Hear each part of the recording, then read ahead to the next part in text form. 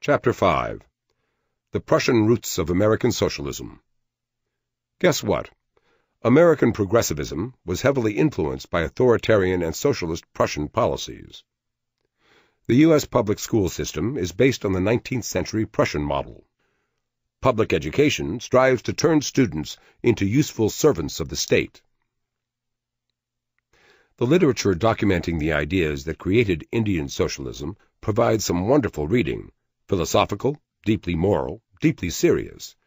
Reading the words of Mohandas K. Gandhi, one sincerely wishes that the humane essence of his vision could have been implemented without the immiseration of the very people Gandhi's Swadeshi was intended to elevate. Gandhi was a moral giant, just as Marx, in his way, was a moral giant. Each had a plan to radically transform the world with the effect of bettering the lives of the poor. The problem, as the Austrian economists argued, is not so much with the content of the plan, and not necessarily with the moral intent of the men who draw up the plan, but with the fact of the plan itself. Unlike India, Hong Kong was very lucky in having its affairs shaped by two men who were not moral giants, but who did have full command of a crucial piece of wisdom. In the long run, wrote Sir John James Cowperthwaite, Hong Kong's financial secretary from 1961 to 1971, the aggregate of decisions of individual businessmen, exercising individual judgment in a free economy, even if often mistaken, is less likely to do harm than the centralized decisions of a government, and certainly the harm is likely to be counteracted faster. In Hong Kong, this idea is known as positive non-interventionism, and it was the bedrock of the city-state's nearly unprecedented economic success. Cowperthwaite's sentiments were echoed by his successor, Sir Charles Philip Hadencave, who hewed closely to Hayek's view. Positive non-interventionism involves taking the view that it is normally futile and damaging to the growth rate of an economy, particularly an open economy, for the government to attempt to plan the allocation of resources available to the private sector and to frustrate the operation of market forces. That's a kind of wisdom that lacks the satisfying moral charge of Gandhi's view, or the romantic declarations of the socialists, who throughout history have claimed to labor on behalf of the poor and the exploited. The United States, for many cultural reasons, has long been resistant to highly romanticized political ideologies, preferring instead to follow its own Anglo-Protestant model of classical liberalism, one not far removed from the positive non-interventionism of Cowperthwaite and Hadencave. But the United States had not been entirely immune, to be sure.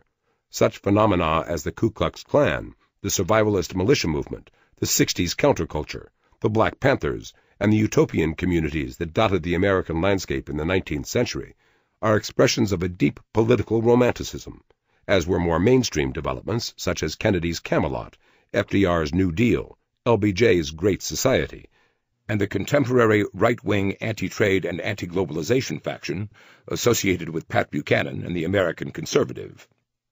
That romanticism, which always necessitates a rejection of positive non-interventionism, is not a left-right liberal-conservative development in the United States. Libertarian and paleo-conservative critics are right to point to an axis of romanticism that runs from Theodore Roosevelt's progressivism to George W. Bush's determination to rid the world, or at least the world's governments, of evil. Perhaps the most romantic movement in American political history, and, not accidentally, the most European movement, was the progressivism of Woodrow Wilson, which combined the pragmatism of the American spirit with the German romanticism that undergirded the Prussian model of government under Otto von Bismarck, the patron saint of progressivism. Conservative and libertarian critics of American progressivism, notably liberal fascism author Jonah Goldberg, have explored the intellectual and political linkages between the policies pursued by the contemporary left and those pursued by Bismarck, and, more to the point, to his more radical political epigones, who range from Lenin to Mussolini, but include, most notably, the democratic socialists. This line of criticism often is met with flat rejection and no small amount of derision. How could any thinking person link Bismarck and the socialists, they demand? Bismarck was the sworn enemy of the socialists. And that is true, so far as it goes, which is not very far. Bismarck was deeply troubled by the emerging influence of the Social Democratic Party, and in particular its radical wing, whose members had been linked to the attempted assassination of Kaiser Wilhelm. The Iron Chancellor, much more closely allied in the historic mind with German nationalism than with German socialism, adopted the Socialisten Gesetze, a set of legal reforms specifically designed to suffocate the Social Democratic Party by forbidding its members to meet, shuttering its newspapers and journals, dissolving unions affiliated with the movement, and similarly repressive measures.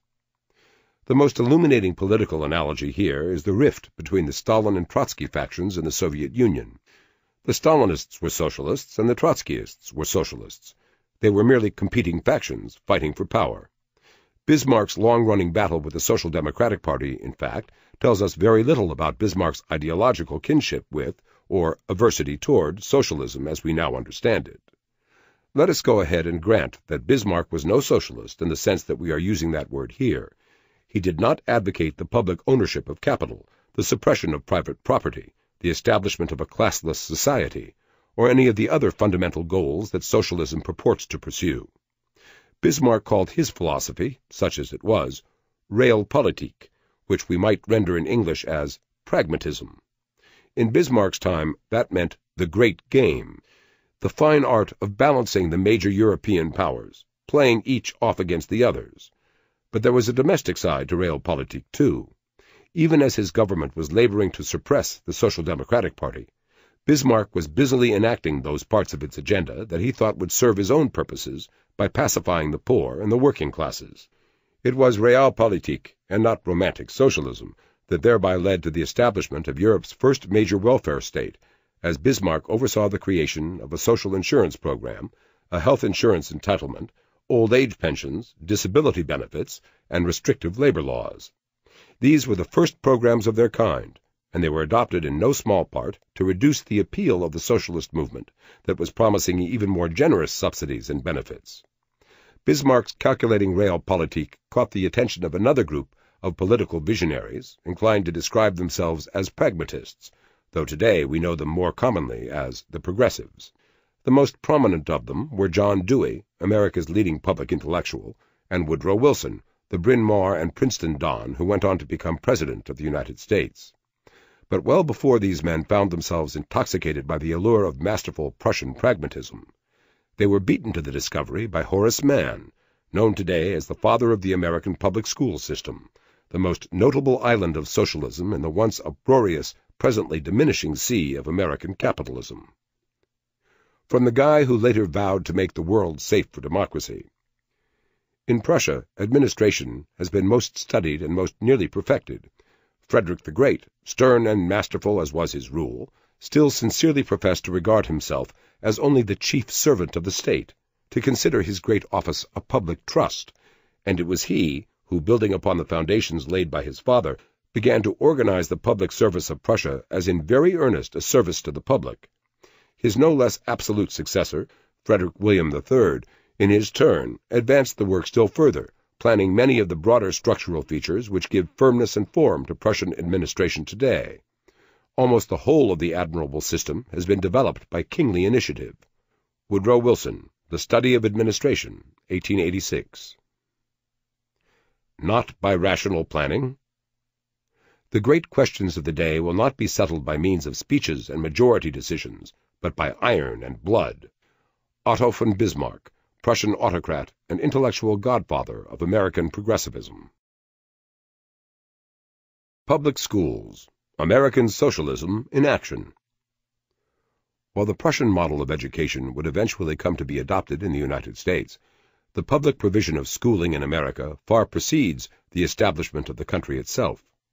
The later Prussian-style schooling would be explicitly presented as a component of national economic planning. Students would be taught skills that would make them productive workers, national examinations would be used to channel them into suitable jobs, and the whole enterprise would be integrated into a rational plan of economic development. This was the essence of the progressive vision for education. But the earliest public schooling project in the United States had a very different goal: to curb the influence of Satan. The first public education law in the United States was the Old Deluder Satan Law, named for its citation of Old Hickory in its opening passage. Unlike most of our modern laws, this 1647 statute is quite readable, and it is worth considering in full.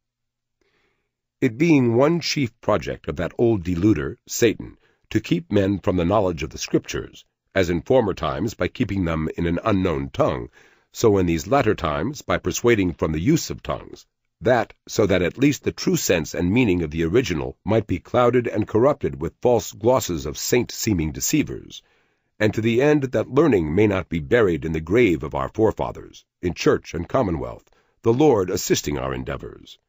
It is therefore ordered that every township in this jurisdiction, after the Lord hath increased them to 50 households, shall forthwith appoint one within their town to teach all such children as shall resort to him to write and read, whose wages shall be paid either by the parents or masters of such children, or by the inhabitants in general, by way of supply, as the major part of those that order the prudentials of the town shall appoint, provided those that send their children be not oppressed by paying much more than they can have them taught for in other towns.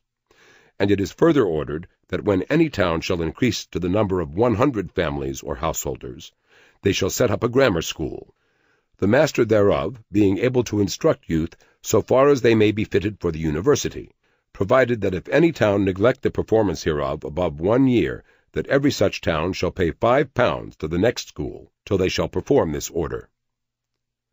Hayek had a lot to say about central planning as an approach to economic problems, but very little to say about it as a strategy for fighting Satan.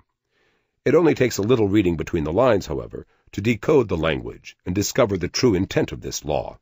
The program being described by the old deluder Satan law is not about instruction in the liberal arts, but about indoctrination. Indoctrination literally, as Christians use the word, using the schools, under political discipline, to enforce uniformity of opinion, which is to say, conformity of all opinion with the official dogma of the governing powers. Public schools have served the same function ever since. This was hardly unprecedented. The first mandatory education laws appeared in Germany in the 16th century, and the schools were used to impose Lutheran orthodoxy on heterogeneous populations. Martin Luther himself was an energetic advocate of mandatory education as a means of enforcing religious orthodoxy, and the teacup totalitarian John Calvin had similar ideas in Geneva. The Empress Maria Theresa in Austria, another monarch struggling with religious dissent, was quick to adopt the Prussian model and use it to impose orthodoxy. The Soviet Union would later adopt compulsory education for much the same reason, though it was imposing a rather different kind of orthodoxy. The Austrian economist Murray Rothbard quotes Luther's argument for the establishment of compulsory schools. I maintain that the civil authorities are under obligation to compel the people to send their children to school. If the government can compel such citizens as are fit for military service to bear spear and rifle, to mount ramparts, and perform other martial duties in time of war, how much more has it a right to the people to send their children to school, because in this case we are warring with the devil, whose object it is, secretly, to exhaust our cities and principalities. And that argument was easily mutated into a less religious and more explicitly statist formulation by the progressive thinker Calvin Stowe, who was influential in seeing the Prussian model adopted in the United States. If a regard to the public safety makes it right for a government to compel the citizens to do military duty when the country is invaded, the same reason authorizes the government to compel them to provide for the education of their children. A man has no more right to endanger the state by throwing upon it a family of ignorant and vicious children than he has to give admission to the spies of an invading army. The leap from doing war with Satan, who was euphemistically referred to as the enemy, to doing war with the enemy of the state, was a very short and brief one, and it illustrates an important point about public education, which is that its point is not educating the public. The point of public education is, and always has been, to make members of the public better and more productive servants of the state, and it is therefore unsurprising that socialists have taken up the cause. President Obama, speaking to an audience of school children, described in some detail how he expects the schools to produce students that will serve the needs of the state. Unsurprisingly, he cast the situation in terms of his own agenda, emphasizing health care, racial discrimination, and job creation. What you make of your education will decide nothing less than the future of this country. What you're learning in school today will determine whether we as a nation can meet our greatest challenges in the future. You'll need the knowledge and problem-solving skills you learn in science and math to cure diseases like cancer and AIDS, and to develop new energy technologies and protect our environment. You'll need the insights and critical thinking skills you gain in history and social studies to fight poverty and homelessness, crime and discrimination, and make our nation more fair and more free. You'll need the creativity and ingenuity you develop in all your classes to build new companies that will create new jobs and boost our economy. We need every single one of you to develop your talents, skills, and intellect so you can help solve our most difficult problems. If you don't do that, if you quit on school, you're not just quitting on yourself, you're quitting on your country. Obama here is describing a right of eminent domain over the lives of American children, without putting it quite in those words. Other social education activists have been more explicit, and it is undeniable that the public provision of educational services is understood today, and has always been understood, as a component of national economic planning. It would be difficult to find in the United States any profession so dedicated to socialism as that of educators, and difficult to find any argument for socialism as popular as the cause of public education. When some parents objected to the Obama speech quoted above being broadcast into all the nation's government-run schools, on the grounds that it constituted political indoctrination, they were roundly mocked by the left.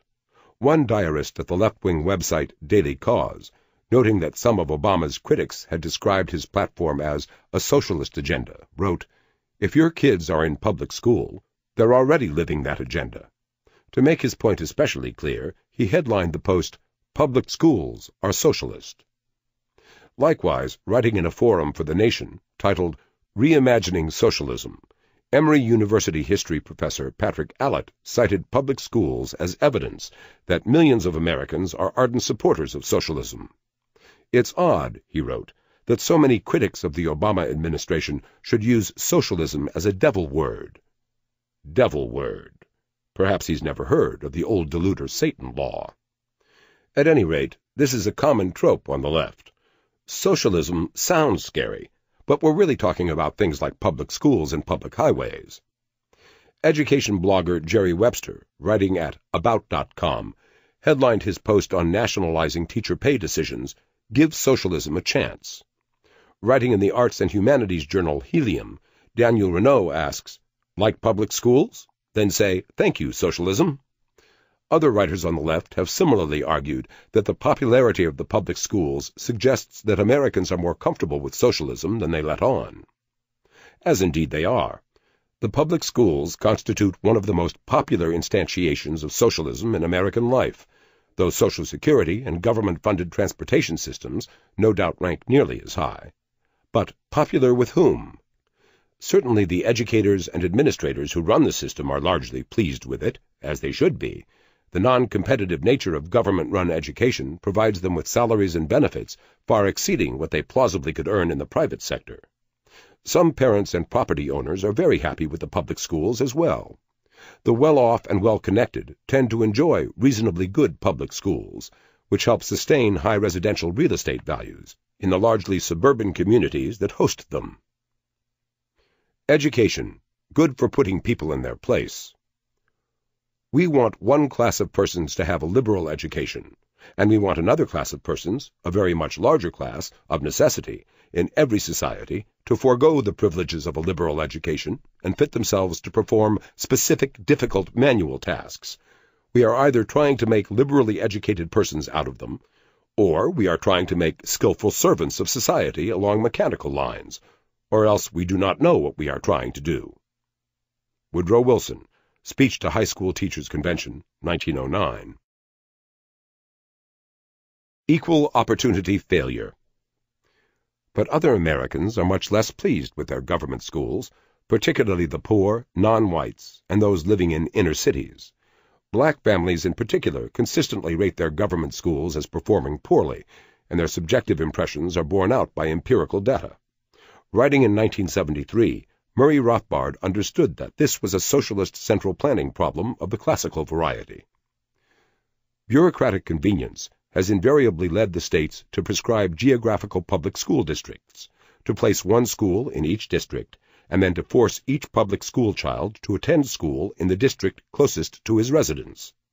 The present system compels a monopoly of one school per district, and thereby coerces uniformity throughout each area. Children who, for whatever reason, would prefer to attend a school in another district are prohibited from doing so. The result is enforced geographic homogeneity, and it also means that the character of each school is completely dependent on its residential neighborhood. It is then inevitable that public schools, instead of being totally uniform, will be uniform within each district, and the composition of pupils, the financing of each school, and the quality of education will come to depend upon the values, the wealth, and the tax base of each geographical area. The fact that wealthy school districts will have costlier and higher quality teaching, higher teaching salaries, and better working conditions than the poorer districts then becomes inevitable. Teachers will regard the better schools as the superior teaching posts, and the better teachers will gravitate to the better school districts, while the poorer ones must remain in the lower income areas. Hence, the operation of district public schools inevitably results in the negation of the very egalitarian goal which is supposed to be a major aim of the public school system in the first place. Rothbard goes on to cite 19th-century public schooling advocate Newton Bateman, who called for a socialist model of mandatory schooling. Education, he wrote, was too important to be left to the marketplace, a good that cannot be left to the caprices and contingencies of individuals. Prefiguring President Obama, he cited the state's right of eminent domain over the hearts and minds and bodies of the nation's children in support of his case. Bateman's reasoning was extended to its natural conclusion in the state of Oregon, which attempted not only to create mandatory government schools, but in 1922 tried to ban all private schools as well, citing the need to provide a uniform education that would make good citizens and productive workers of all its wards. The driving force behind the proposal was the Ku Klux Klan, which wanted to make sure that new immigrants, particularly Catholics, were sufficiently Americanized, by which they presumably meant much the same thing that Martin Luther had meant, that is, that they should be conformed to the religious political orthodoxy of the time. The particular content of that orthodoxy has changed from time to time. Robert Dale Owen, another progressive-era proponent of state-run education, wrote of a national, rational, republican education for the honor, the happiness, the virtue, and the salvation of the state. But what has remained constant is that the political mission of the socialist education system in the United States dominates its nominal educational mission. Sheldon Friedman of the Freeman cites a particularly brazen expression of that fact in an article touching on public school advocate William Sewell, a professor at the University of Virginia, who argued that state schools, unlike private schools, promote civic rather than individual pursuits, creating citizens for the good of society. Each child belongs to the state. A Venezuelan oil rig, a Russian wheat field, an American child, all the property of the state, all grist for the socialist central planning mill.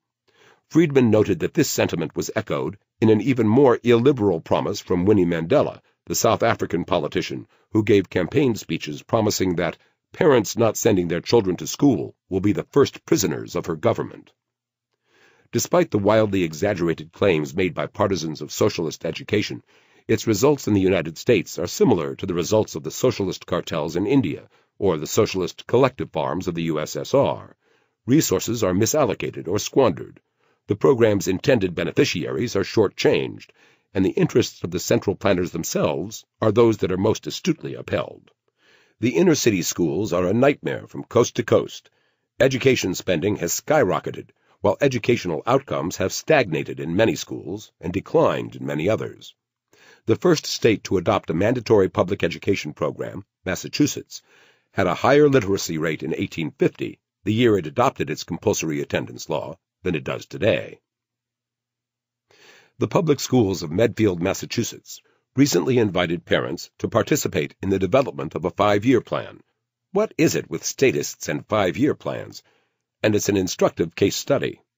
Medfield is about as good as you could ask for when it comes to public schools. It's an extraordinarily affluent community, with an average household income above $100,000 and average home valuations, the basis of public school revenue, above $500,000. It's very wealthy and very white, so white that that it does not even disaggregate test scores for black or Hispanic students. It spends a tremendous amount of money per student, an amount comparable to the tuition at many good private schools. So, how is socialism working out in the Medfield schools? To take one typical example, the district's report card under the No Child Left Behind law reports that fourth-grade math scores are much lower than one would expect in such a high-flying community. 14% of students were graded advanced, 36% proficient, 45% needs improvement, and 4% warning, the lowest rating offered. Even taking out the extremes, there are nearly one-third more students in the non-proficient category than in the proficient category. Overall, the state of Massachusetts has highly rated public schools, a fact attended by much rhetoric about serving the poor and the disadvantaged. Statewide, Massachusetts' fourth-grade math score breakdown for black students is 5% advanced, 20% proficient, 51% needs improvement, 25% warning. Notably, the scores for black students are even worse, marginally, than the scores for low-income students, whose breakdown is 6% advanced, 22% proficient, 51% needs improvement, and 22% warning. And these are among the best state-run schools in the country. The situation is much worse in other states, particularly for black and low-income students. The Wall Street Journal reports, in the year 2000's standardized NAEP test for math achievement, this is the percentage of black eighth graders who passed respectively in some famous states: New York, 8%, California, 6%, Michigan, 6%, Tennessee, 6%, Texas, 7%, Arkansas, 2%. Indeed, the national average for black eighth graders is 6%, compared to 40% for white students, a 34% achievement gap. Why would black parents and poor parents be ardent supporters of socialism, to use Professor Allett's words, when school socialism produces those kinds of results? The truth is, they aren't. School choice programs are widely popular with black families and poor families. The Washington, D.C. scholarship program, recently destroyed by congressional Democrats at the behest of the teachers' unions, had thousands of applications for each of its handful of slots. The results strongly indicated that the students were achieving far superior educational outcomes under the private school program than they were in the socialist schools. The Washington Post reports, students awarded vouchers to attend private schools in the district had significantly better chances of graduating from high school, and parents who sent their children to schools using scholarships were happy with having a choice of good, safe schools. These latest findings on D.C. school vouchers underscore the value of this program and show how wrong-headed it is to deny future students this opportunity. But future students are indeed being denied the opportunity, and they will be sentenced to 13-year terms in Washington's failed and failing socialist schools. Why? If the well-off and white in leafy Medfield, Massachusetts, cannot make a socialist 5-year plan work for their state-run schools, it is unlikely that the largely poor urban blacks in Washington schools will be able to either. If the knowledge problem identified by Mises and Hayek make rational central planning impossible for something as simple as a quart of milk, what chance do central planners have to make rational, effective plans for something as complex and difficult as educating the children of a diverse nation of more than 300 million? The educational establishment claims a right of eminent domain over the hearts, minds, and bodies of the children, but to what end? Clearly, the end is not education, and it never was, not from the time of Martin Luther and the old deceiver Satan law forward. The interests of the children in the socialist education system are no more being served than were the interests of the millions of Indians consigned to poverty by their socialist rulers, or the interests of Venezuelans who were left hungry as tons of food molded away in the warehouses of Hugo Chavez's socialist government. So, whose interests are served under socialism? That vital question is the topic of the next chapter. Is that really the purpose of comparative government classes? Without comparative studies in government, we cannot rid ourselves of the misconception that administration stands upon an essentially different basis in a democratic state from that on which it stands in a non-democratic state. Woodrow Wilson, The Study of Administration, 1886.